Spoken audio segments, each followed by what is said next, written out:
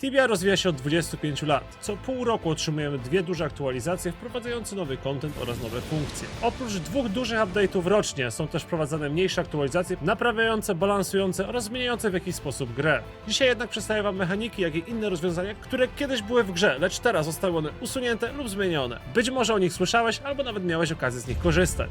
Zaczniemy od systemów związanych z orężem i pierwszy na liście jest system enchantowania. Został on wprowadzony do gry w grudniu 2007 roku wraz z wersją Tibii 8.1. Usunięto go z gry wraz z Summer Update'em 2017 roku. Polegał on na możliwości zaklęcia broni jednym z 4 podstawowych żywiołów, to znaczy lodem, ziemią, ogniem czy energią. By móc nasycić w ten sposób broń, potrzebowałeś odpowiedniej broni oraz klejnotu. Klejnoty używane do enchantowania wytwarzać mogli druidzi oraz czarodzieje od 30 poziomu. Wykorzystywali w tym celu małe szafiry, szmaragdy, rubiny i ametysty, by w specjalnych kapliczkach móc je zmienić na wersję zenchantowaną. Kosztowało ich to 300 many i 2 soule. Magowie tworzyli rubiny od ognia, jak i ametysty od energii, a druidzi szafiry od lodu, jak i szmaragdy od ziemi. Kapliczki, w których zaklinano klejnoty, obecnie są używane jako portale, by dostać się na Faerist. Co ciekawe, w tych czasach, by teleport zadziałał, trzeba również użyć odpowiedniego klejnotu w odpowiedniej kapliczce. Samo zaklęcie przedmiotu jednak nie wystarczyło. Trzeba było użyć taki przygotowany kamień na odpowiedniej broni, by ta zyskała nowe właściwości od żywiołu. Nie można tego było jednak używać na każdej broni, a jedynie na jednej z wybranych. Był to Barbarian Axe, Black Steel Sword, Clerical Mace, Cranial Basher, Crystal Mace, Dragon Slayer, Head Chopper, Knight Axe, Mystic Blade, Orcish Maul, Relic Sword, Spike Sword, War Axe oraz Warhammer. Po użyciu kryształu na takiej broni zmieniał się jej wygląd, zyskiwał na 1000 ładunków i część jej obrażeń fizycznych zastępowały obrażenia od żywiołu. System ten był w grze przez prawie 10 lat. Usunięto go z gry wraz z Summer Update'em 2017 roku. Co ciekawe, pozostałości po nim możemy znaleźć nawet w dzisiejszej Tibii. Oczywiście chodzi m.in. o wcześniej wspomniane kapliczko portale na Faerist oraz enchantowane wersje klejnotów, które już lecą po prostu z potworów. Mimo że oficjalnie enchantowanie zostało usunięte z gry, to jednak parę itemków wciąż można enchantować. Mowa tutaj o Rainbow Shieldzie, któremu możemy dodać dodatkowe właściwości na określony czas przy użyciu właśnie takiego zenchantowanego kryształku. I na przykład Helmet of the Ancient, Firewalker buty, chociaż nawet podpiąłbym pod to możliwość nasycenia Werewolf helmetu i amuletu Moonlight kryształami.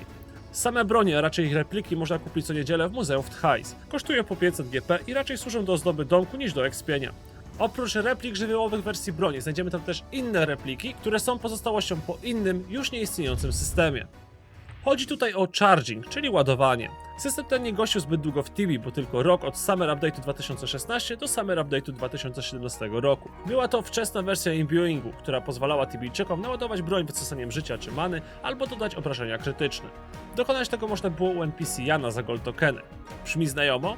Oba wcześniej wspomniane systemy finalnie wyrzucono z gry w 2017 roku w celu ich ujednolicenia. Można śmiało powiedzieć, że dobrze znany każdemu imbuing, który wszedł do gry pół roku przed ostatecznym usunięciem tych systemów, jest ich nowym, lepszym następcą.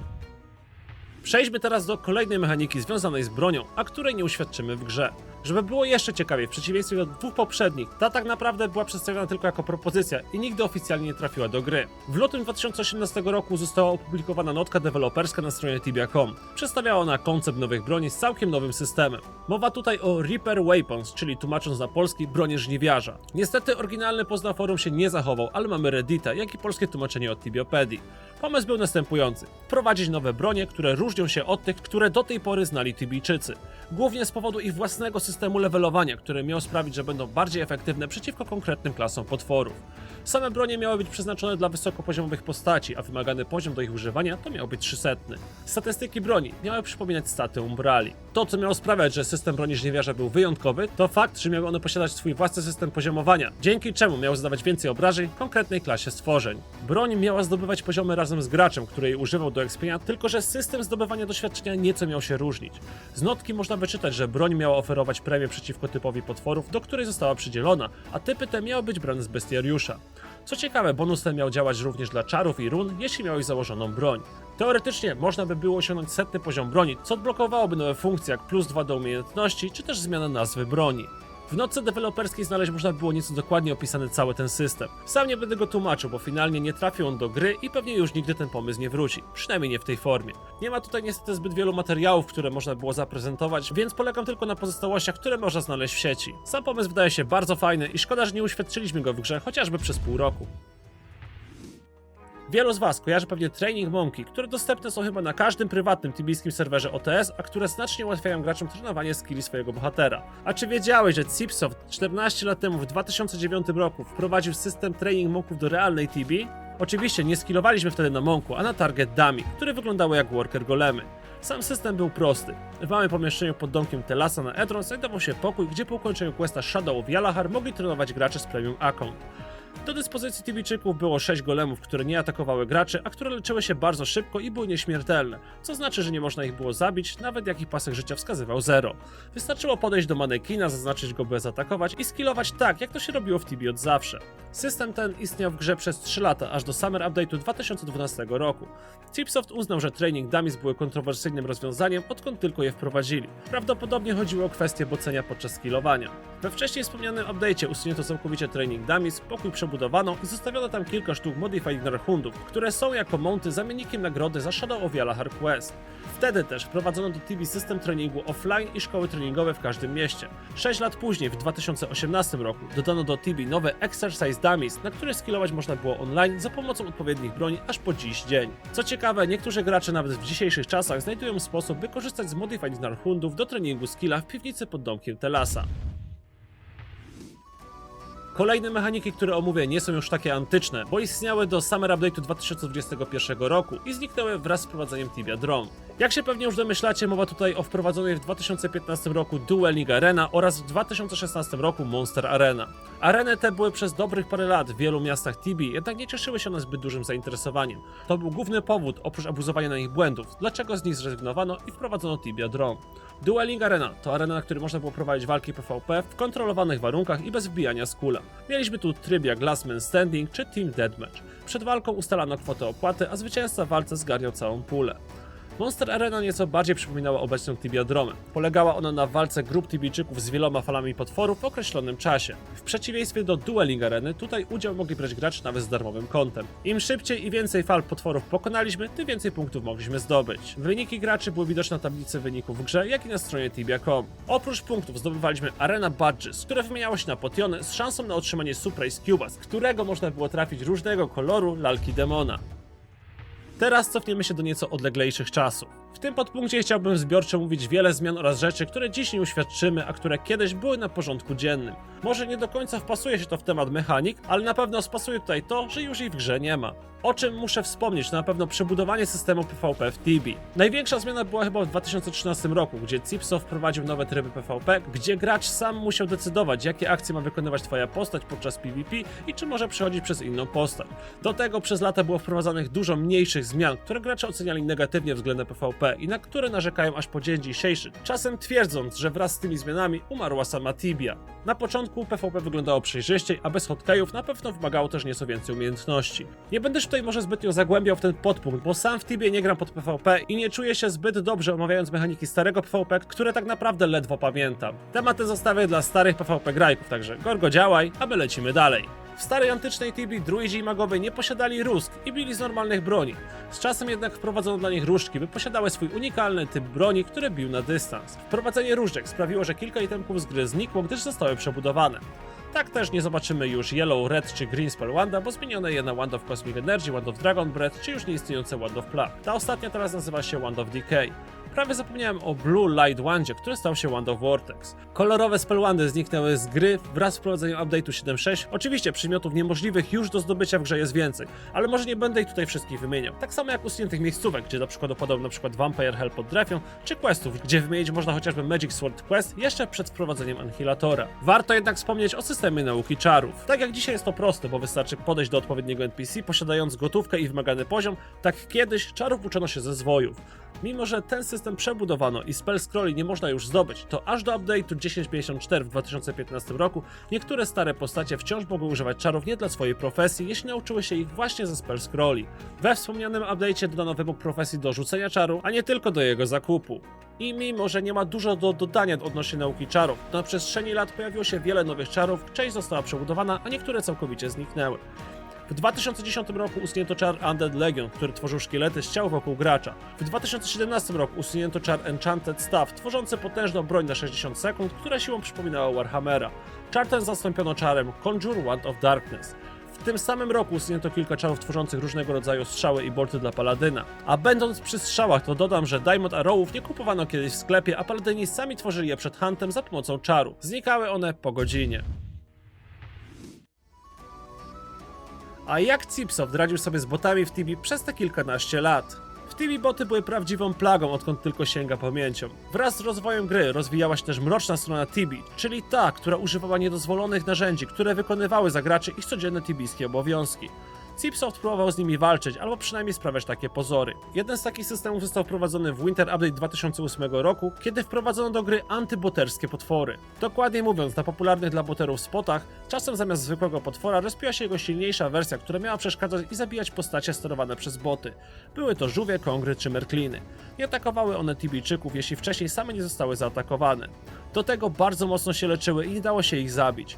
Pomysł raczej nie wypalił, bo zostały one usunięte prawdopodobnie w kolejnym update'cie.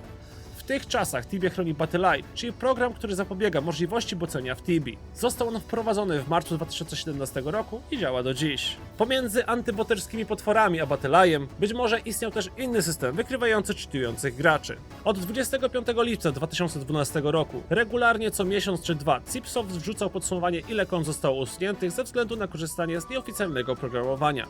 Takie raporty mówiły, że co kilka tygodni z Tibie usuwanych było po kilka tysięcy kont. Wątpię, żeby te postacie były sprawdzane ręcznie, więc prawdopodobnie istniał system monitorowania jakichś podejrzanych zachowań. Tak więc możliwe, że istniało coś przed Battle.eye'em, no i że działa nawet do dziś.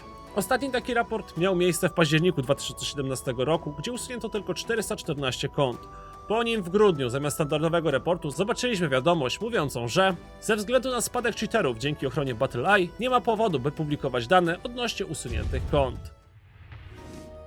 Nie patrząc już na specjalne systemy, to w Tibie istniały jeszcze dwie funkcje, które pomagały również w walce z nieuczciwymi graczami, a także samym graczom. Chodzi tutaj o funkcje Game Masterów oraz tutorów. Game Masterowie to osoby pełniące rolę nadzorczą w Tibie. Ich obowiązkiem było wykrywanie łamania zasad Tibie i karanie tych, którzy się tego dopuścili. Mieli oni specjalne zdolności, mogli się teleportować, pisać wiadomości na czerwono oraz karać graczy banami. Dla niektórych byli jak bogowie w niebieskich pelerynach, a gracze darzyli ich szacunkiem. Część Game Masterów była wyższa rangą i byli to pracownicy Chipsoftu, ale przed 2010 rokiem takim Game Masterem mógł zostać nawet zaufany gracz, którego wybrał Chipsoft. Niestety 23 sierpnia 2010 roku ochotniczy Game Masterowie zniknęli z gry ze względu na rozwój narzędzi do egzekwowania zasad. Inną rolą, która była nieco bardziej dostępna dla gracza, to była funkcja tutora. Brali oni na siebie dodatkowe obowiązki mające na celu służyć społeczności. Głównie chodziło o udzielenie pomocy graczom na kanale Help oraz na forum. Aby zostać tutorem, trzeba było spełniać kilka wymagań, jak i rozwiązać test na tutora. Gracze będący tutorami nie dostawali nic w zamian.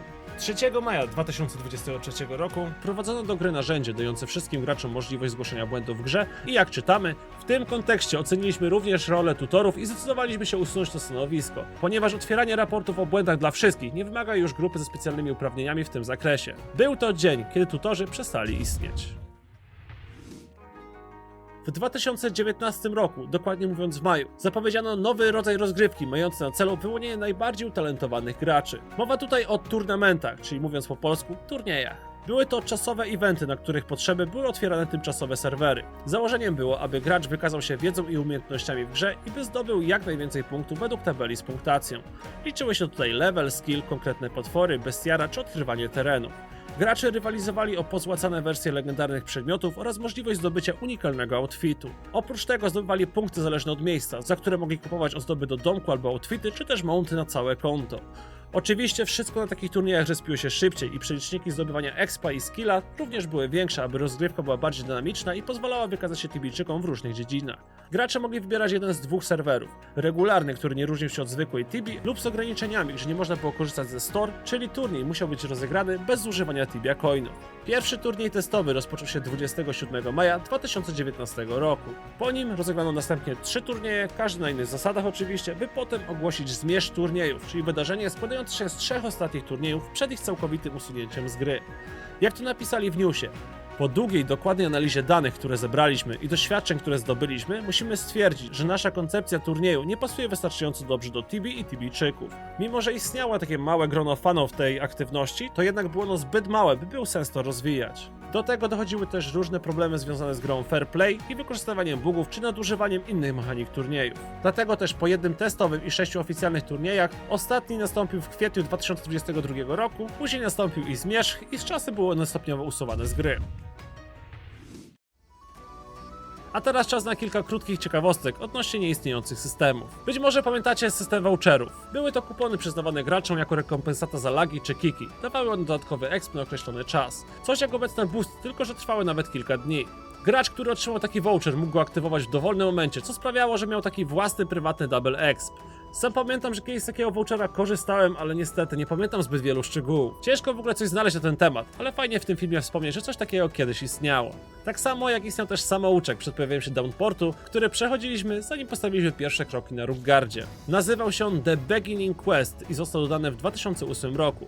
Kilka lat później jego zakończenie dawało początek The Rookie Guard Questowi, na którego początku mieliśmy zostać pokonani przez demona, co miało nas przyzwyczaić, że śmierć w Tibie to naturalne zjawisko. Obecnie samouczek ten nie jest dostępny. Wraz z wprowadzeniem Downportu w 2014 roku zastąpił go nowy samouczek. Na Rookguard oczywiście wciąż można się dostać z Downportu, ale co ciekawe The Rookie Guard Quest możemy wykonywać dopiero od drugiej misji. Mógłbym tutaj jeszcze wspomnieć o wielu ogromnych reworkach grafik, które z totalnych pikseli ewoluowały do prawdziwego arcydzieła, chociaż retro gracze na pewno by się z tym nie zgodzili.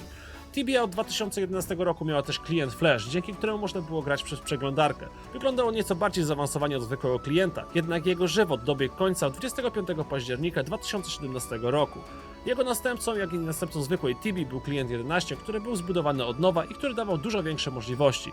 Jest on rozwijany do dziś. Ostatnią rzeczą w tym filmie jest Teamfighter. A nie, czekaj, to jest nadal w grze. To oczywiście żart, ale legendy mówią, że Tibijczycy wciąż z tego korzystają. I to koniec naszej podróży w przeszłość. Nie powiem, niektóre z tych systemów pamiętam, a niektóre naprawdę nieźle mnie zaskoczyły podczas tworzenia tego filmu. Daj znać, czy pamiętasz opisane w filmie mechaniki, czy też funkcje, a być może pamiętasz też coś, co nie zostało w tym filmie przedstawione. Zapraszam do dzielenia się wspomnieniami w komentarzu. Tymczasem ja się z wami żegnam, trzymajcie się miłego dnia i do zobaczenia na tibijskich szlakach. Piona!